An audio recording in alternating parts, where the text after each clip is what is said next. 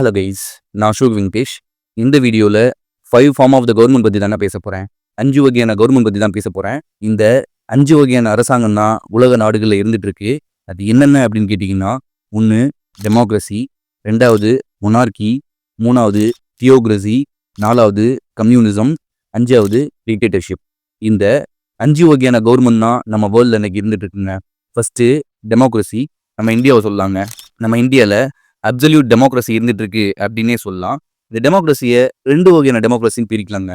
1 direct democracy, 2வது indirect democracy. இப்படி 2 வகையான டெமோக்ரஸி அப்படின்னு சொல்லிட்டு பிரிக்கலாம். டைரக்ட் டெமோக்ரஸி அப்படின்னா என்னன்னு கேட்டிங்கன்னா, யூரோப்பியன் கண்ட்ரீஸில் இந்த டைரக்ட் டெமோக்ரஸி இருக்குங்க. அங்கே வந்துட்டு மக்கள் தொகை ரொம்ப கம்மியாக இருப்பாங்க. மக்களை ஒரு ஹாலில் ஒன்று திரட்டி, ஒரு கிரவுண்டில் ஒன்று திரட்டி, ஒரு சில முக்கியமான பிரச்சனைகளுக்கு அவங்கள்ட்ட கருத்து கேட்டு அவங்களுடைய கருத்துக்களை அப்படியே எக்ஸிக்யூட் பண்ணுவாங்க அந்த நாட்டோடைய கவர்மெண்ட். அதுதான் டைரக்ட் டெமோக்ரஸி. ஃபார் எக்ஸாம்பிள் சொல்லணும் அப்படின்னா, இங்கிலாந்து எடுத்துக்கலாம். இங்கிலாந்து வந்துட்டு I think 5 to 10 years before direct democracy மூலமாக அவங்க யூரோப்பியன் யூனியன்லேருந்து வெளியே வந்துட்டாங்க. ஃபஸ்ட்டு மக்களை கூப்பிடுறாங்க, யூரோப்பியன் யூனியனில் நம்ம தொடரலாமா அல்லது இதுக்கப்புறம் நின்றுக்கலாமா, விலகிக்கலாமா அப்படின்னு சொல்லிட்டு கேட்குறாங்க. அதுக்கு மக்கள் நம்ம யூரோப்பியன் யூனியன்லேருந்து விலகிக்கலாம் அப்படின்னு சொல்கிறாங்க. ஸோ மக்கள் யூரோப்பியன் யூனியன்லேருந்து விலகிக்கலாம் அப்படின்னு சொன்னதுக்கப்புறம் இங்கிலாந்து யூரோப்பியன் யூனியன்லேருந்து விலகிக்கிட்டாங்க. ஸோ இதுதான் டைரக்ட் டெமோக்ரஸி. நம்ம இந்தியாவில் இது பாசிபிளா அப்படின்னு கேட்டிங்கன்னா பாசிபிலிட்டி கிடையாதுங்க. ஏன் நம்ம இந்தியாவில் இது பாசிபிள் இல்லை அப்படின்னு கேட்டிங்கன்னா, மொத்தம் 144 கோடி பேர் வாழ்ந்துட்டு இருக்கிறோம். மக்கள் தொகை ரொம்ப ஜாஸ்தியாக இருக்குது இல்லைங்களா? அதனால மக்களை ஒரு இடத்துல ஒன்று திரட்டி அவங்கள்ட்ட வாக்கெடுப்பு நடத்தி அதெல்லாம் இம்பாசிபிள். அது சரியாக இருக்காது. அது வந்து ஒரு முறையான தீர்ப்பாக இருக்காது. அதனால நாம் என்ன பண்ணுறோம் அப்படின்னா, மக்களுடைய பிரதிநிதிகளுக்கு முடிவெடுக்கக்கூடிய அதிகாரத்தை கொடுத்துட்றோம். எம்பிக்களுக்கு, அமைச்சர்களுக்கு முடிவெடுக்கக்கூடிய அதிகாரத்தை கொடுத்துட்றோம். ஸோ அவங்க முடிவெடுத்துக்கிறாங்க. இதுதான் இன்டைரக்ட் டெமோக்ரஸி. இது இல்லாமல் parliamentary system, presidential form of the government அப்படின்னு சொல்லிட்டு இன்னும் 2 வகையாக இருக்குங்க. அதுவும் டெமோக்ரஸி தான். நம்ம இந்தியா ஒரு பார்லிமெண்ட் சிஸ்டம். பார்லிமெண்ட்டுக்கு தான் இங்கே அதிக அளவிலான பவர் இருக்குது. அமெரிக்கா அப்படின்னு எடுத்துக்கிட்டோம்னா presidential form of the government. அங்கே பிரசிடென்ட்டுக்கு அதிக பவர் இருக்குது. ஸோ இதுதான் டெமோக்ரஸி. 2வது மொனார்கி. மொனார்கி அப்படின்னு எடுத்துக்கிட்டோம்னா தமிழில் மன்னராட்சி அப்படின்னு சொல்லுவாங்க. 2 வகையான மொனார்கி இருந்துட்டு இருக்குங்க. 1 அப்சல்யூட் மொனார்கி, 2வது கான்ஸ்டியூஷனல் மொனார்கி. கான்ஸ்டியூஷனல் மொனார்கி அப்படின்னா என்னன்னு கேட்டிங்கன்னா, சும்மா பெயரளவுக்கு அரசர்கள் இருப்பாங்க. ஆக்சுவல் எக்ஸிகியூஷன் வந்துட்டு மக்களால் தேர்ந்தெடுக்கப்பட்ட தலைவர்கள் செய்வாங்க. ஃபார் எக்ஸாம்பிளுக்கு சொல்லணும் அப்படின்னா, நம்ம இங்கிலாந்து எடுத்துக்கலாம், ஜப்பான் எடுத்துக்கலாம். ஜப்பான், இங்கிலாந்துலாம் நீங்கள் பார்த்தீங்கன்னா ஒரு கான்ஸ்டியூஷனல் சீஃபாக அந்த நாட்டுடைய அரசர் இருப்பார்.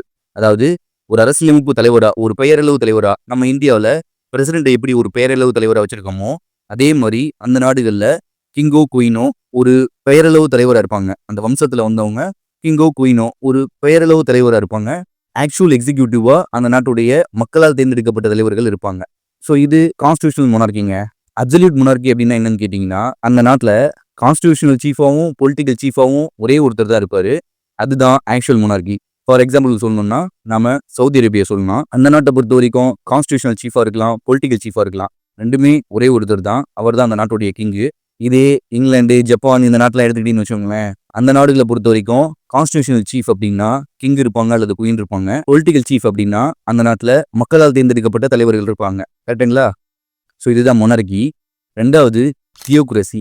தியோக்ரஸி அப்படின்னா மத ஆட்சி அப்படின்னு அர்த்தங்க. அந்த நாட்டை பொறுத்த வரைக்கும் அரசியல் தலைவராக இருக்கலாம், மத குருவாக இருக்கலாம், ஒரே ஒருத்தர் தான் இருப்பார்.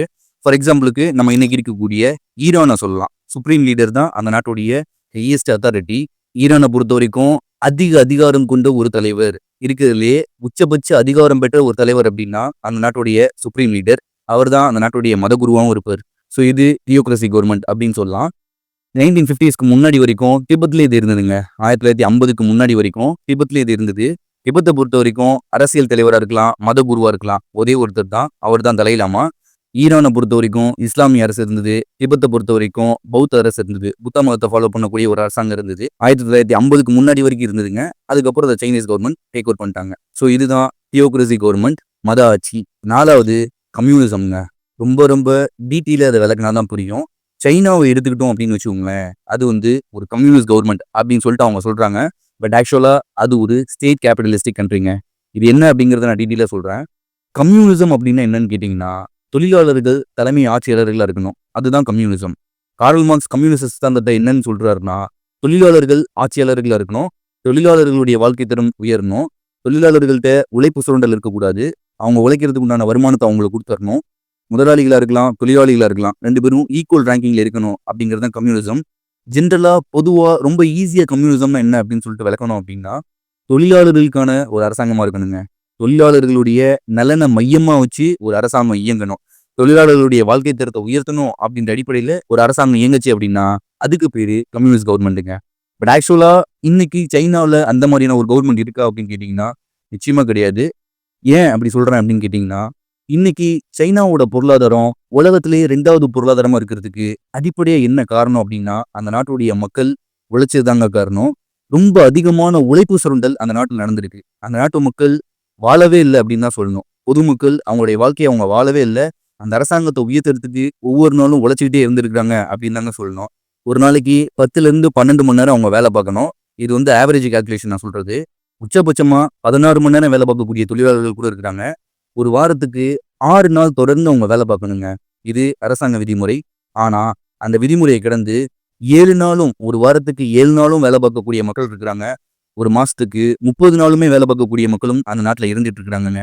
அந்த நாட்டு மக்கள் அந்த நாட்டுடைய பொருளாதாரத்தை வளர்க்கறதுக்கு ஒரு பகரக்காயா மட்டும் தான் பயன்படுத்தப்படுறாங்களே தவிர, உண்மையா அவங்களுடைய வாழ்க்கைய அவங்க வாழ்ந்தாங்களா அப்படின்னு கேட்டீங்கன்னா, வாழல அப்படின்னு தாங்க சொல்லணும்.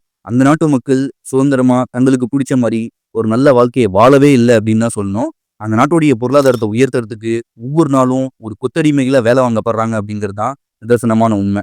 ஸோ இப்படிப்பட்ட ஒரு அரசாங்கம் அந்த நாட்டுடைய பேரை அஃபிஷியலா எப்படி சொல்லணும்? நாங்க ஒரு கேபிட்டலிஸ்டிக் கண்ட்ரி அப்படின்னு சொல்லணும். கரெக்ட்டுங்களா?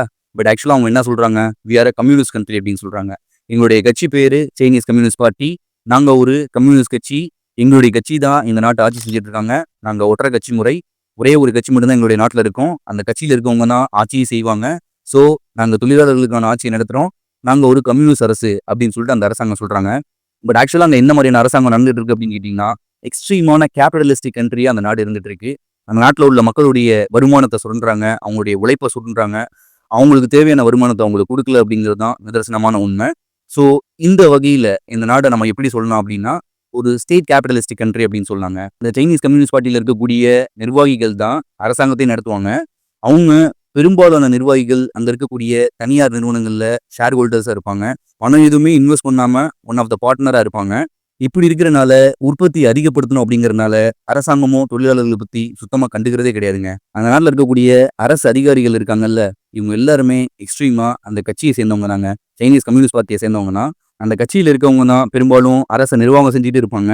அவங்களே கம்பெனிஸ்ல ஒன் ஆஃப் த ஷேர் ஹோல்டர்ஸா இருக்கிறனால, ஒன் ஆஃப் த பார்ட்னரா இருக்கிறனால, ஒன் ஆஃப் த ஓனரா இருக்கிறனால, அவங்க தொழிலாளிகளை மதிக்கிறதே கிடையாதுங்க. உற்பத்தி பெருகணும், நாட்டுடைய பொருளாதாரம் வளரணும். அவ்வளவுதான் ஜெனரல் கான்செப்ட். அதை வச்சு பெரிய முதலாளிகள், அரசு நிர்வாகிகள், அரசு அதிகாரிகள், அரசு அமைச்சர்கள் இவங்கெல்லாம் நல்ல உயர்தரமான வாழ்க்கையை வாழணும். இவ்வளவுதான் கான்செப்ட். இவங்க உயர்தரமான வாழ்க்கையை வாழ்றதுக்கு அந்த நாட்டுல இருக்கக்கூடிய பொதுமக்களை ரொம்ப கஷ்டப்படுத்துறாங்க அப்படிங்கிறதாங்க நிதர்சனமான உண்மை.